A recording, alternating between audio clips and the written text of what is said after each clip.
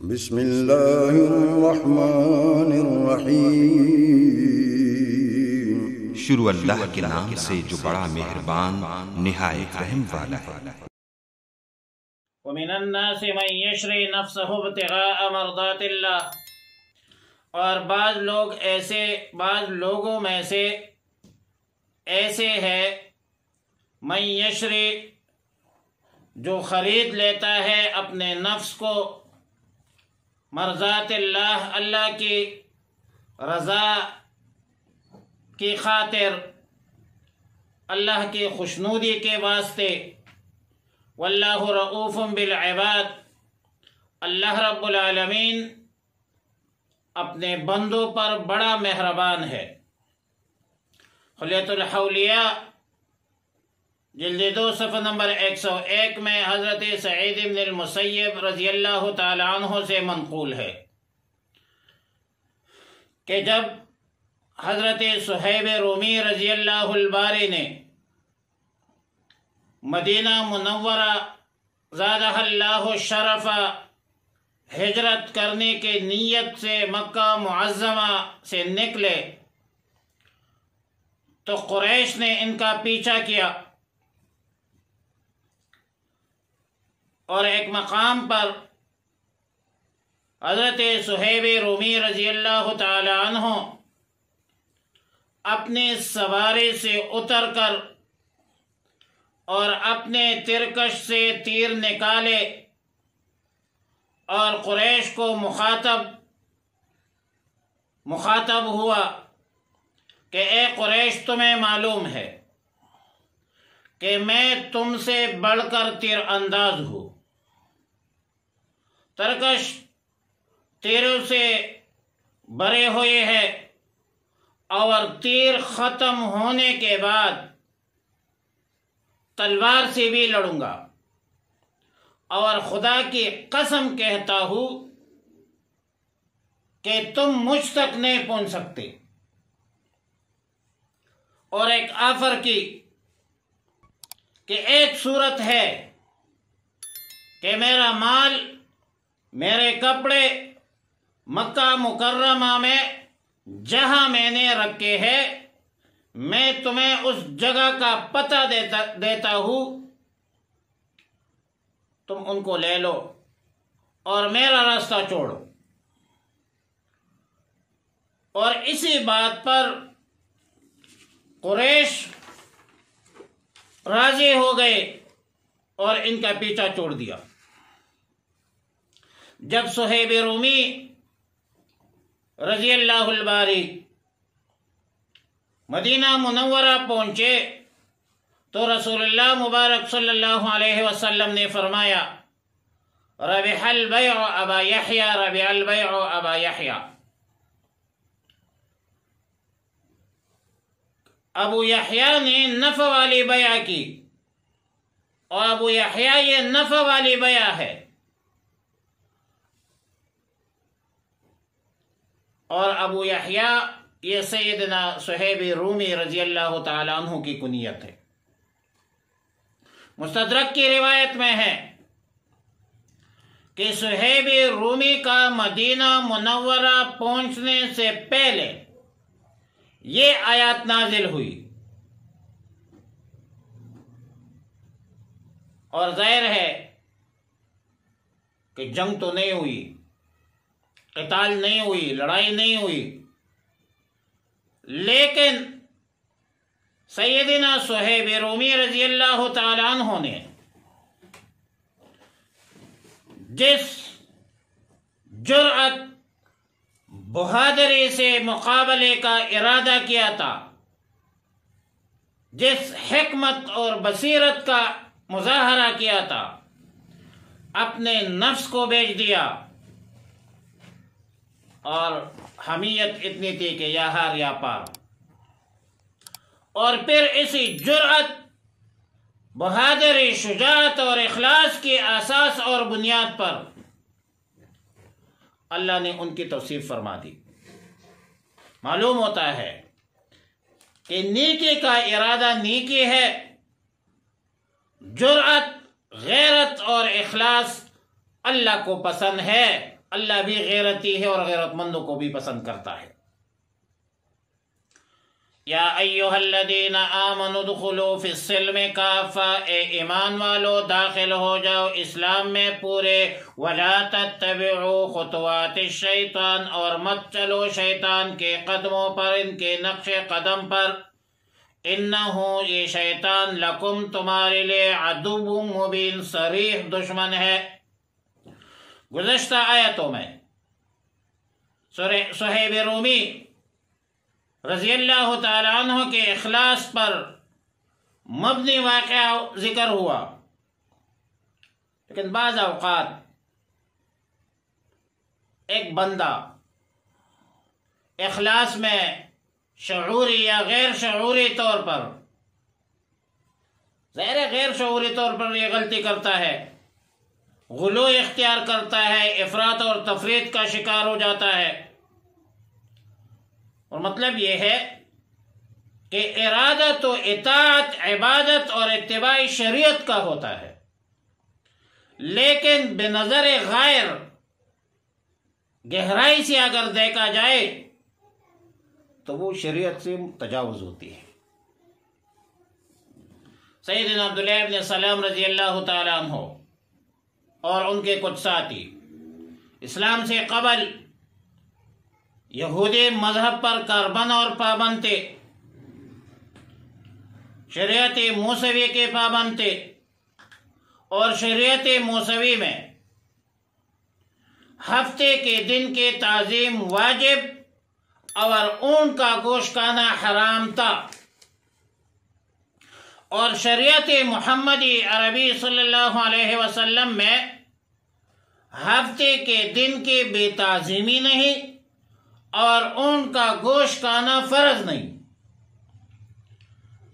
سیدنا عبداللہ ابن سلام رضی اللہ تعالیٰ عنہ اور ان کے دوستوں کا خیال یہ تھا کہ اگر ہم بدستور ہفتے کے دن کے تعظیم جاری رکھیں اور اونٹ کا گوشت باوجود حلال اعتقاد رکھنے کے صرف عملاً چھوڑ دے تو شریعت موسوی کی بھی رعایت ہوگی اور شریعت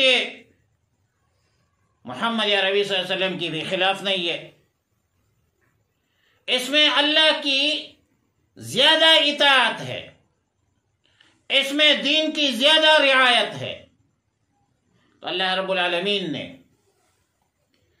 اہتمام کے ساتھ اصلاح فرمایا کہ دین اسلام کامل و مکمل دین ہے، اور کامل و مکمل تب ہوگا جب مکمل دین پر عمل درآمد ہو، رعایت تب قابل قبول ہوگی جب رعایت دین اسلام نے دی ہو۔ جو امر اسلام میں قابل رعایت نہ ہو، اس کی رعایت دین ہونے کی حیثیت سے نہ دیا جائے۔ ایسے امر کو دین سمجھنا ایک شیطانی لغزش ہے، اس کا عذاب بھی زیادہ ہے، اور آیت مذکورہ میں تنبیہ ہے ان لوگوں کے لیے جنہوں نے صرف دین کو صرف اور صرف مسجد اور عبادت تک محدود رکھا ہے۔ اسلام دیکھو ایک مکمل ضابطہ حیات ہے، مہد سے لحد تک زندگی کے تمام شعبوں سے تعلق رکھنے والے مسائل میں مکمل رہنمائی کرتا ہے۔ اعتقادات، ایمانیات ہے، معاملات ہے، مناکحات ہے، عبادات ہے، حدود ہے، سیاست ہے، سب شعبوں کو شامل ہے۔ خاص کر حکومت اور سیاست سے دینی طبقے کا علیحدہ ہونا اور بے دین طبقے کو حوالہ کرنا اور خود سیاست کو شجر ممنوع قرار دینا، یہ بہت بڑی غلطی ہے۔ فَإِن زَلَلْتُم مِّن بَعْدِ مَا جَاءَتْكُمُ الْبَيِّنَاتُ، پس اگر تم پھسل گئے لغزش کھاؤ، بعد اس کے تمہارے پاس واضح دلائل آ چکی ہے۔ فَاعْلَمُوا جان لو ان اللہ عزیز حکیم،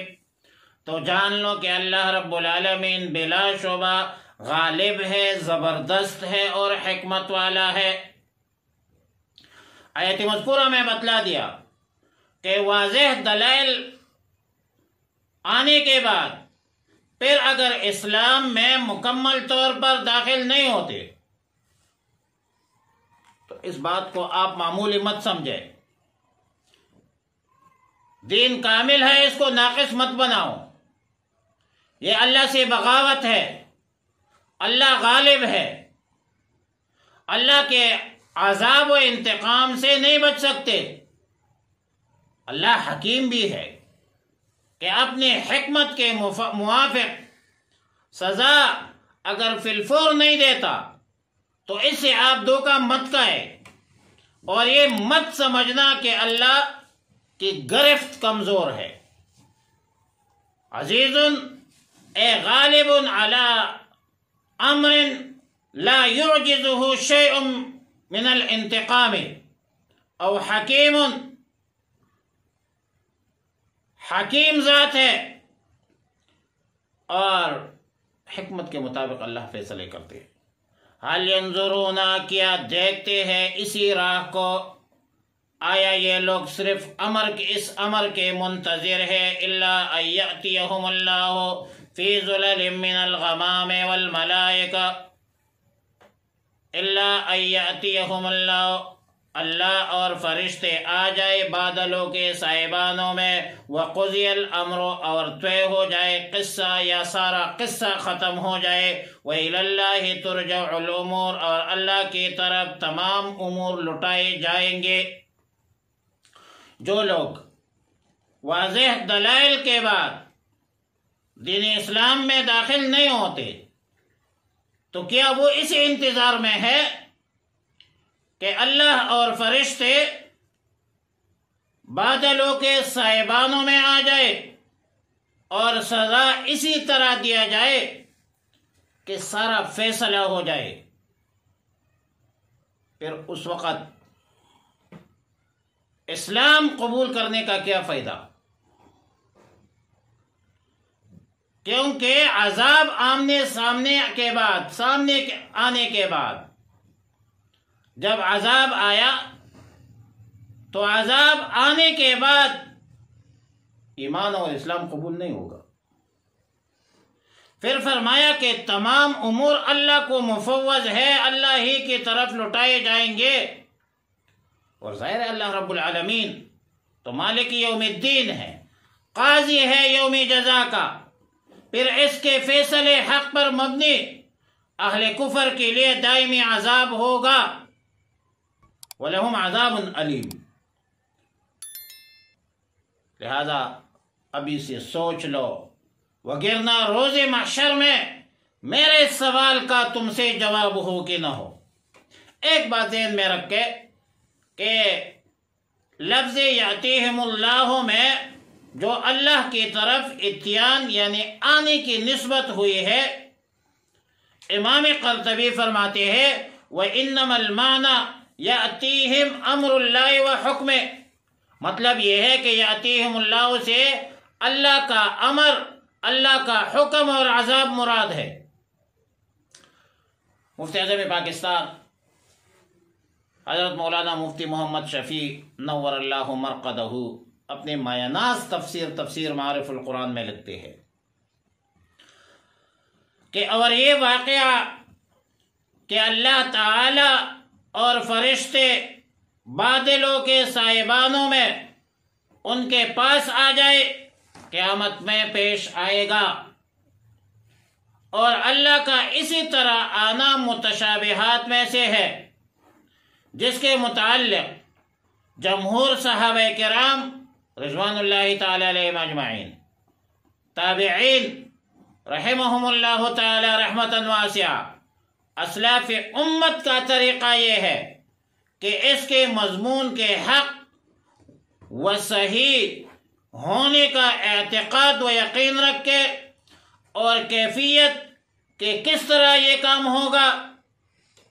اس کی دریافت کی فکر میں نہ پڑے کہ جس طرح اللہ کی ذات اور تمام صفات کے حقیقت اور کیفیت معلوم کرنا انسان کے عقل سے بالاتر ہے، یہ بھی اسی میں داخل ہے۔